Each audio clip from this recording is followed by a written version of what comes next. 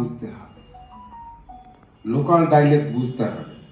পড়াশোনা আমি করেছি কল্যাণীতে, বলরামপুরের ভজনাশ্রমে শিক্ষকতা করছি। মাসখানেকের মধ্যেই একটা পড়াতে গিয়ে একটা লেখাচ্ছিলাম, একজন ছাত্র লিখতে পারছে না, তো বললাম তুই লিখে ফেল। তো বলছে সিরাইন গেল স্যার, বুঝতে পারছো? তো আমি কিন্তু তখন ওটার মানে আমি জানি না, কারণ আমার পড়াশোনা তো বাইরে, আর পুরুলিয়ার সব ডাইলেক্ট আমি জানতাম না।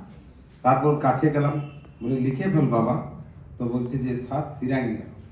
আবার বললো, তিনবারের বার বুঝলাম যে রিফিলটা শেষ হয়ে গেছে। তাহলে এখানকার ডাইলেক্ট বুঝতেই হবে, কোনো উপায় আছে কি?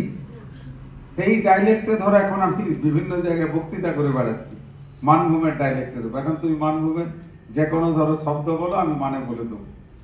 ওই যে শিক্ষা আমার হলো, আর জীবনে আমি করিনি, এইটা হচ্ছে ব্যাপার। এবং তোমাদের এই বিএড কলেজেও এই ডাইলেক্টের উপর একটা কোর্স ওয়ার্ক হয়েছে, তাই না ম্যাডাম?